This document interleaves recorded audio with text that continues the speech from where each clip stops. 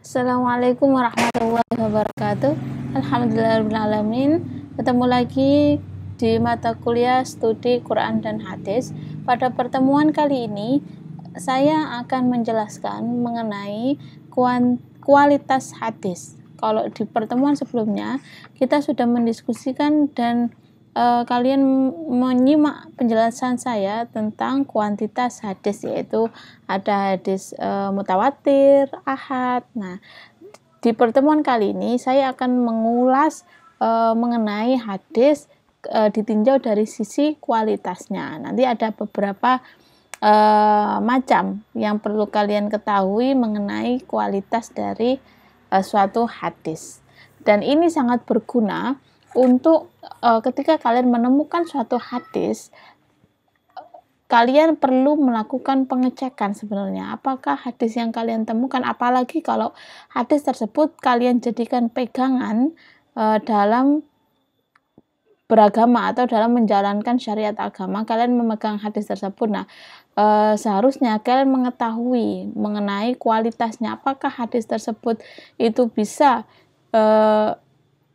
dijadikan dalil syara untuk melaksanakan ajaran, ataukah hadis yang kalian pegangi atau yang kalian jadikan acuan itu hadis yang masih dipertanyakan tentang kualitasnya. Nah, dan di pertemuan kali ini saya akan mengulas mengenai itu, mengenai ciri-ciri kualitas dari hadis itu seperti apa saja.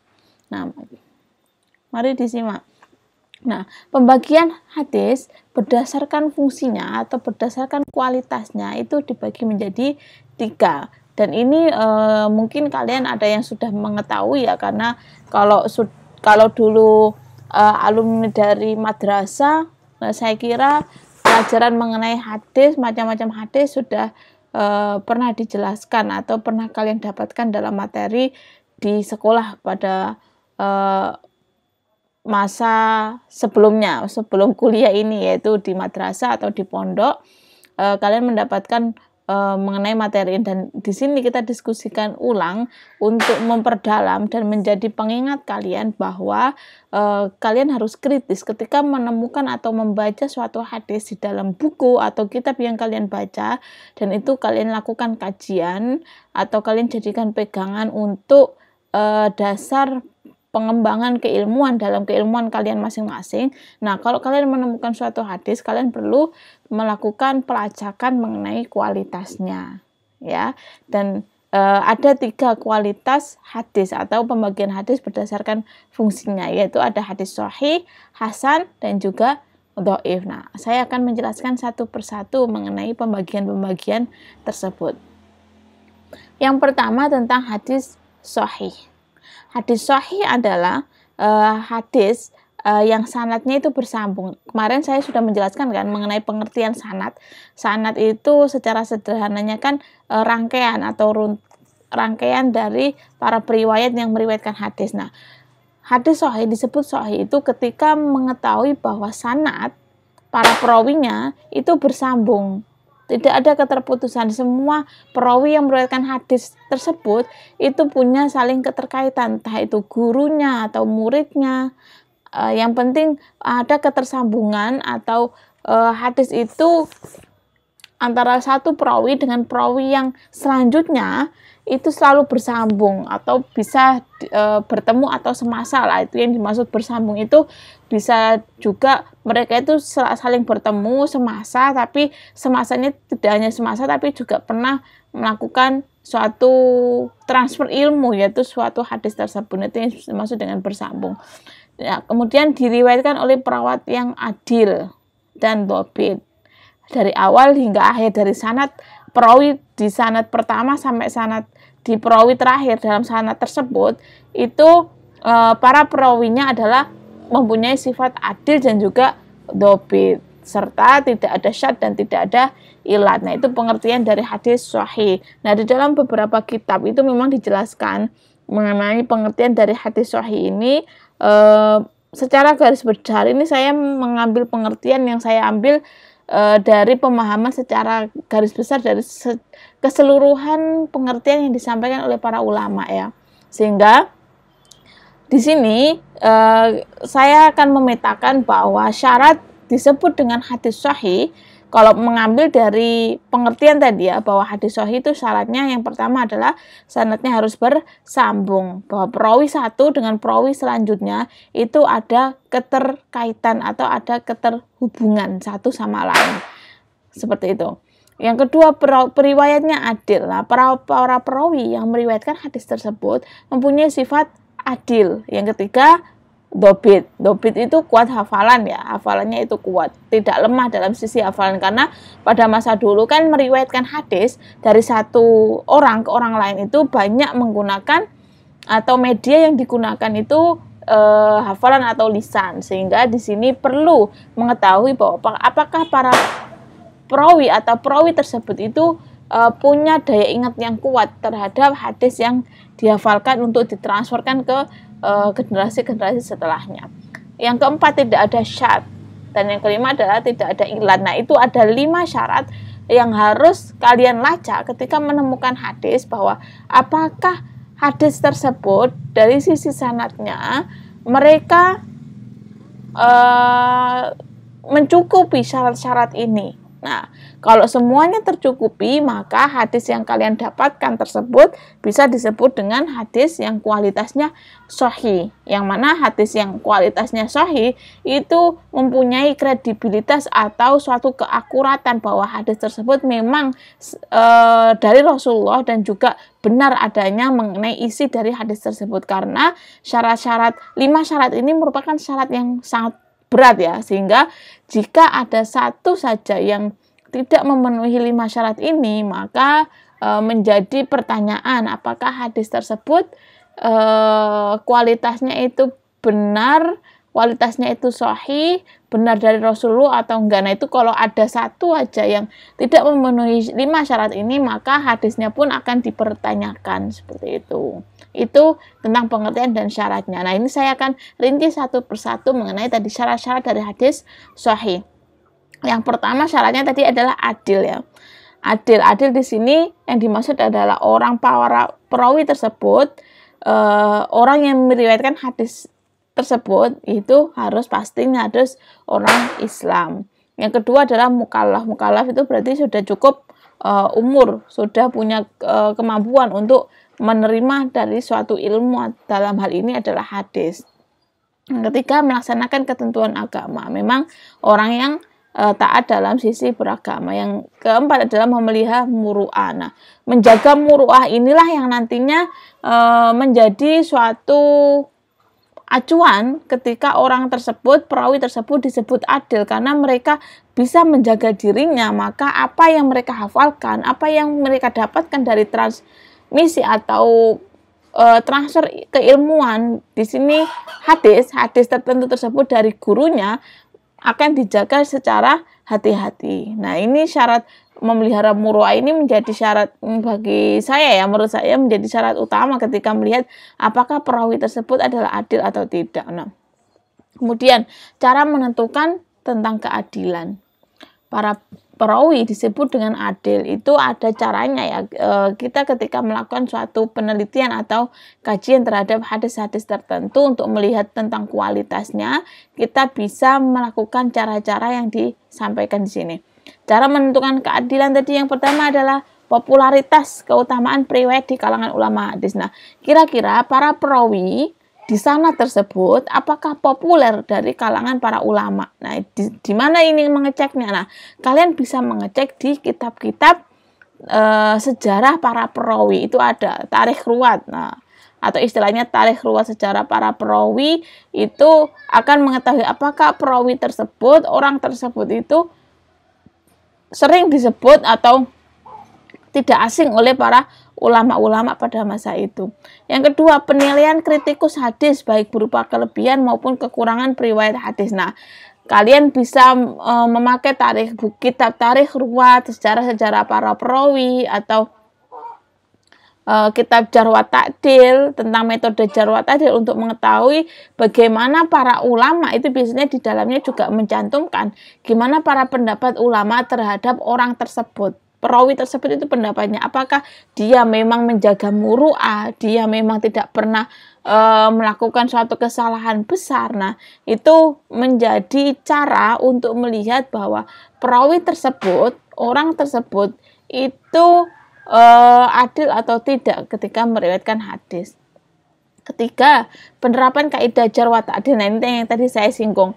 Kalian bisa melakukan dengan melakukan metode jar wa ta'dil. Nah, dan di sini jar wa ta'dil itu digunakan jika kritikus berselisih pendapat tentang keadaan para periwayat hadis. Nah, ketika kalian mendapatkan bahwa ada perbedaan pendapat antara para ulama mengenai keadilan atau sifat dari perawi tersebut dalam kitab-kitab para perawi, kitab-kitab sejarah para perawi, maka metode jar wa ta'dil menemukan mana yang didahulukan, mana tentang keadilan para perawi itu diperlukan untuk menentukan terhadap penyelesaian tentang perselisihan dari para kritikus ulama hadis ketika melihat para perawi tersebut.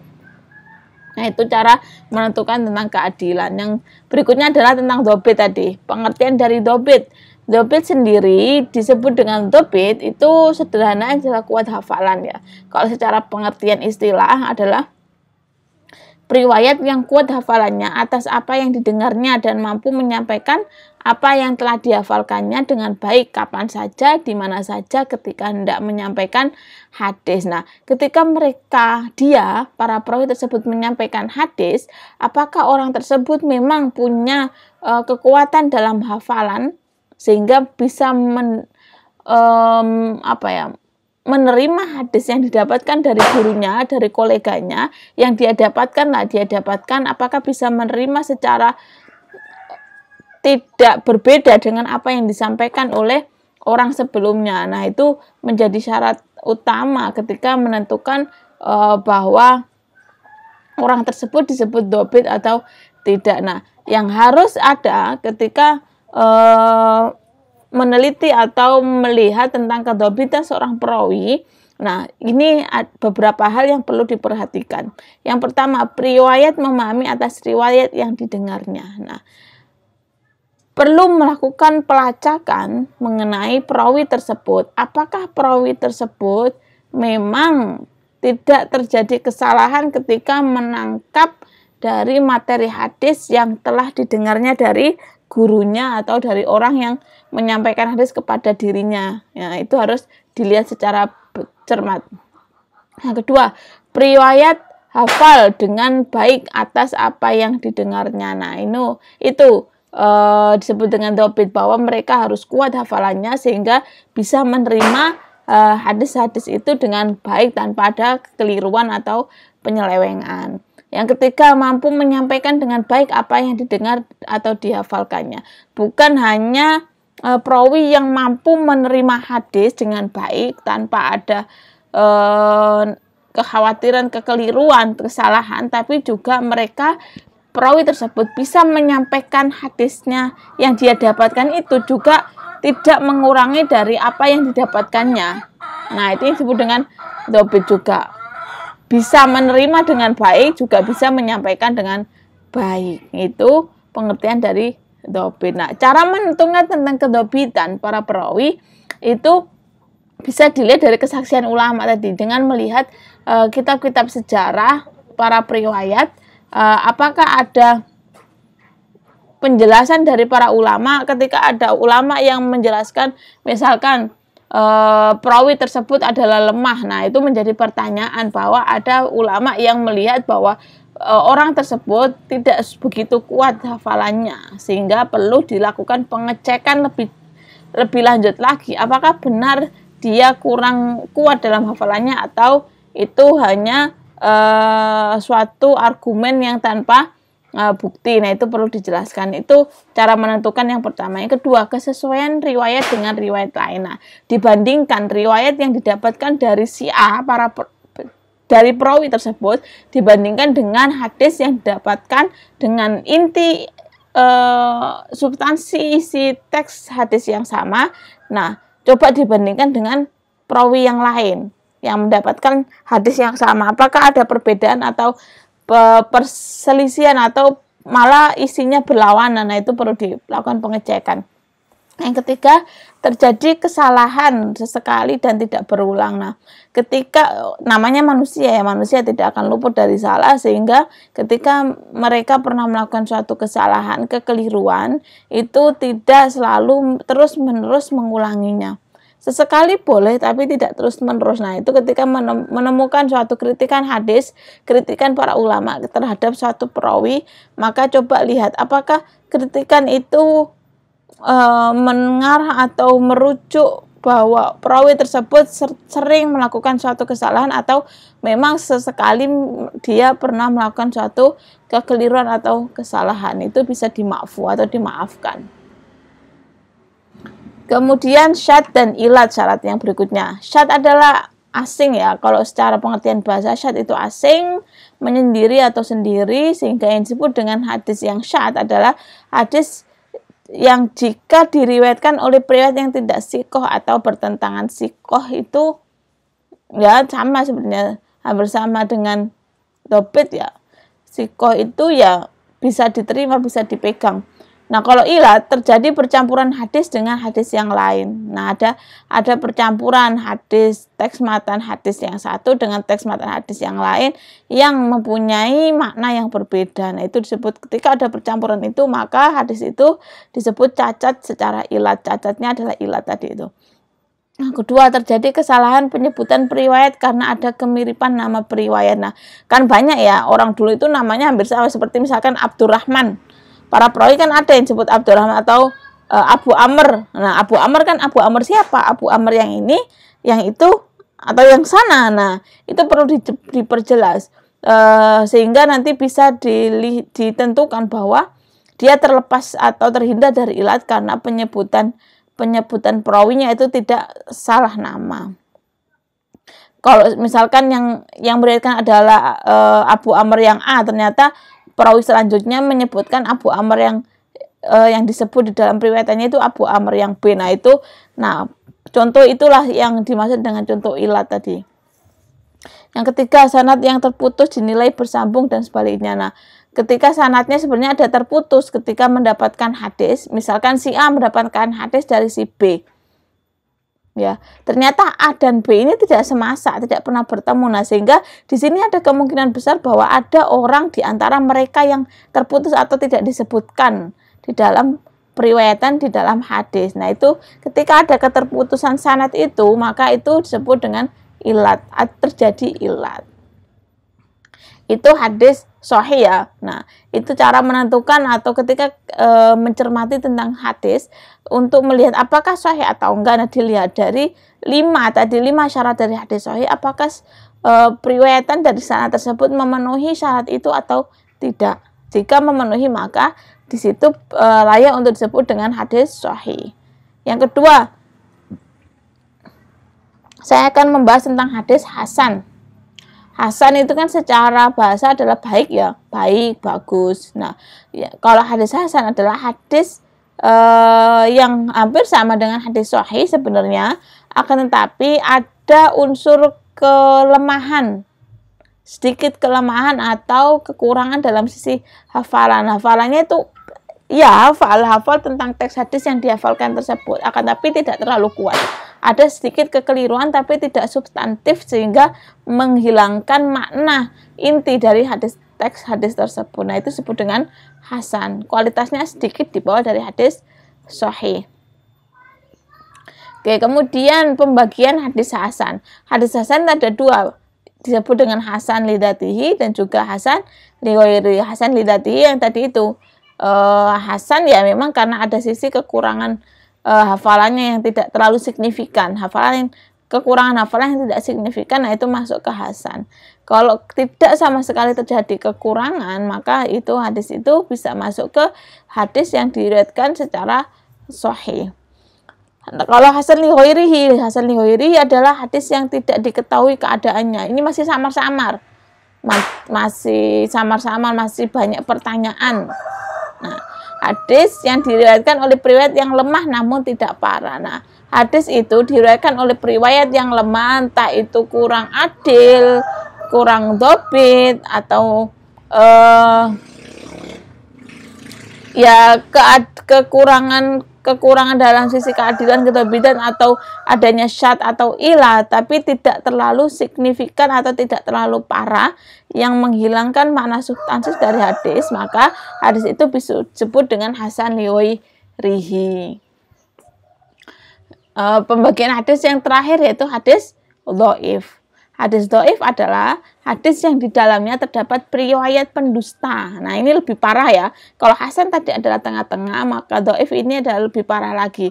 Bahwa ada salah satu periwayat di dalam sanad tersebut yang seorang pendusta. Atau banyak berbuat kekeliruan, sering terjadi melakukan suatu kesalahan. Lalu juga pelupa, tidak kuat hafalannya. Lalu juga senang maksiat atau suka maksiat. Yang nantinya menjadi suatu pertanyaan besar, dan kemungkinan hadis yang diriwayatkan oleh para perawi-perawi yang masuk ke kriteria-kriteria tersebut maka disebut dengan hadis dhaif. Nah, sebab-sebab suatu kedhaifan hadis ya. Yang pertama, kalau dilihat dari sisi sanad, kedhaifan hadis itu ada kecacatan pada periwayat. Memang periwayatnya itu ada kecacatan, entah itu kekurangan hafalan, suka maksiat, ada periwayat di dalam sanad. Tidak semua periwayat di dalam satu sanad dari runtutan para perawi, tapi hanya salah satu di antara mereka ada orang atau periwayat yang terjadi kecacatan. Kecacatan di sini bukan kecacatan fisik ya, tapi kecacatan dari syarat-syarat yang disampaikan di hadis sahih tadi. Kecacatan dari sisi kedobitan, keadilan, atau ketersambungan sanad dan sebagainya. Yang kedua adalah sanadnya tidak bersambung. Nah, sanadnya tidak bersambung tadi, sambungan sanad itu bisa menyebabkan hadis itu turun dengan sebutan hadis dhaif. Ketika keterputusan sanadnya itu memang jelas bisa dibuktikan bahwa memang terjadi keterputusan sanad atau ketidaktersambungan sanad. Kalau dari sisi matanya hanya disandarkan pada sahabat, nah tidak sampai kepada Rasulullah. Kemudian matanya hanya disandarkan pada tabiin atau hanya pada tabiin saja, tidak sampai kepada sahabat bahkan Rasulullah, maka hadis itu jelas akan disebut dengan hadis dhaif. Nah, taunya dari mana ya? Taunya dari pengecekan terhadap setiap periwayat. Apakah ada sejarah atau dalam kitab-kitab hadis itu menjelaskan bahwa hadis itu dari sampai Rasulullah atau tidak. Macam-macam hadis dhaif ya. Kalau dilihat dari keterputusan sanad, yang pertama disebut dengan hadis munqati. Hadis munqati adalah hadis yang gugur di satu tempat atau lebih, atau sanadnya disebutkan nama yang tidak dikenal. Nah, hadis munqati ini kan sanad itu kan banyak orangnya ya. Misalkan dalam satu sanad itu ada 6 para perawi. Perawi pertama Rasulullah, lalu perawi orang dari kalangan sahabat, dari tabiin, terus dari golongan tabiin sampai kepada Bukhari atau Muslim atau Imam Ahmad. Nah, dari salah satu dari mereka kira-kira ada yang terputus, tidak diketahui. Misalkan setelah sahabat, loh kok perawi setelah sahabat langsung ke tabiinnya mana? Nah, ini berarti ada keterputusan. Nah, nanti bisa dikategorikan hadis tersebut disebut dengan hadis datuknya adalah hadis dhaif yang munqati. Kemudian kalau gugur periwayat secara berturut-turut itu disebut dengan hadis mu'allaq. Periwayatnya berturut-turut itu hilang. Misalkan setelah Rasulullah, sahabat, lalu tabiin nggak ada, tabiin nggak ada, lalu tabiin baru ada. Sehingga dari tabiin langsung tanpa melalui tabiin langsung ke generasi 2 generasi setelahnya, 3 generasi setelahnya, maka 2 yang hilang tadi kan hilang berturut-turut, maka hadis tersebut disebut dengan hadis mu'allaq. Yang ketiga adalah hadis mursal, hadis yang gugur pada sanadnya di periwayat setelah tabiin. Nah, berarti setelah tabiin yaitu tabiin ini ada satu perawi yang hilang. Ketika mengecek loh, ulama yang muncul ketika meriwayatkan hadis itu ulama dari golongan tabiin. Nah, setelah ada tabiin kok hadis ini disampaikan langsung ke era tabi'innya kok nggak ada di era setelahnya. Dan mereka kan berarti seharusnya nggak bertemu. Nah, gimana mereka hadis tersebut? Nah, itulah disebut bahwa hadis itu kualitasnya adalah dhaif yang mursal. Yang terakhir adalah mu'dhal, hadis yang gugur dua orang sanad secara berturut-turut. Gugur dua orang sanad secara berturut-turut. Sanadnya itu hilang, gugur, hilang. Dua sanad itu hilang. Nah, itu disebut dengan mu'dhal. Kemudian dhaif, kalau tadi dari sisi ketersambungan sanad, ini dhaif karena ketidakadilan periwayat dia dari sisi keadilan tadi. Yang pertama ada disebut dengan hadis maudhu, hadis yang palsu atau dibuat-buat, yang mana hadis ini tidak sebenarnya datang dari Rasulullah tapi buatan sendiri oleh para orang-orang yang kemudian dilakukan pengarangan terhadap periwayat-periwayat yang meriwayatkan hadis itu. Padahal hadis itu hanya dibuat oleh dirinya sendiri tanpa didapatkan dari Rasulullah. Yang kedua adalah hadis matruk. Hadis matruk adalah hadis yang diriwayatkan orang yang tertuduh dusta. Ketika mendapatkan perawi dalam sanad tersebut adalah orangnya itu berdusta, maka hadis itu disebut dengan hadis matruk. Seperti itu. Kemudian dhaif karena ketidakdhabitan para periwayat. Dhabit tadi kan kuat hafalannya. Nah, ketika ada hadis yang terdapat redaksi tambahan yang berbeda dengan redaksi dari sanad-sanad yang lain di hadis yang sama, maka itu disebut dengan hadis dhaif yang mudraj. Yang kedua adalah istilah maklub. Maklub adalah hadis yang redaksi matan atau sanadnya tertukar. Nah, matan atau sanadnya tertukar, harusnya misalkan redaksi matan hadis A itu sebenarnya ada dua kata yang itu harusnya ada di hadis B. Nah, itu kan berarti ada pertukaran, dan ini yang menyebabkan kenapa terjadi pertukaran ini, berarti kan kekuatan hafalan dari perawi itu, kekuatan hafalannya tidak terlalu kuat, maka muncul kecampuran ketika menghafalkan hadis itu. Ada kecampuran redaksi yang sebenarnya bukan hadis dari redaksi hadis tersebut. Yang ketiga adalah mutorib, yaitu hadis yang diriwayatkan dalam bentuk berbeda-beda padahal masih satu periwayat. Nah, mendapatkan suatu hadis dari sanad beberapa, dalam kitab-kitab hadis kan biasanya ada sanad-sanad yang sama ya, tapi ternyata ditemukan bahwa periwayatnya sama, tapi kok redaksinya berbeda di kitab tersebut. Nah, maka hadis itu bisa digolongkan hadis dhaif yang mutorib tadi. Nah, itu ya beberapa yang bisa saya sampaikan mengenai kualitas hadis. Di sini fungsinya, kenapa perlu mengetahui tentang kualitas hadis? Karena ketika kalian mendapatkan suatu teks hadis,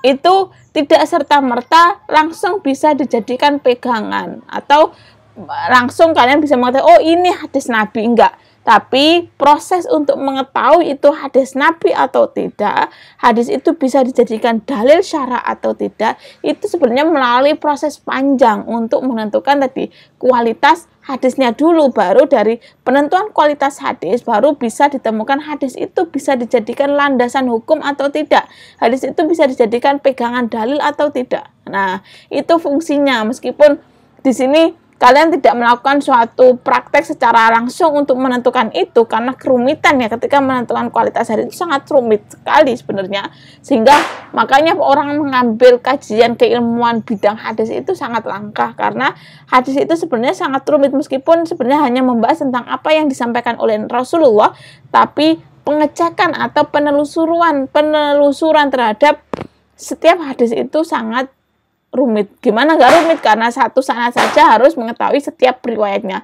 Gimana kalau dalam satu sanad itu ada 6 riwayat? Nah, gimana lagi jika satu teks hadis itu terdiri dari 5 sanad? Nah, itu kan berarti melakukan kerja yang sangat lama ketika hanya menentukan satu hadis saja, apakah hadis itu sahih, hasan, atau dhaif. Nah, itu perlu kalian ketahui mengenai kualitas hadis. Dan di sini mari kita diskusi, kalian bisa bisa kalian sampaikan dalam forum diskusi tentang contoh-contoh atau sebutkanlah salah satu saja dari macam hadis yang kalian temukan dan tentukan apakah hadis yang kalian temukan itu hadis sahih, hasan atau doif. Nah, kalau kalian menemukan itu adalah hadis doif, kira-kira apa yang menjadi penyebab kedoifan dari teks hadis tersebut? Oke, itu saja pertemuan kali ini mengenai kualitas hadis. Semoga memberikan manfaat. Ketemu lagi di pertemuan berikutnya. Kurang lebihnya saya mohon maaf. Wallahu a'lam bishawab. Wassalamualaikum warahmatullahi wabarakatuh.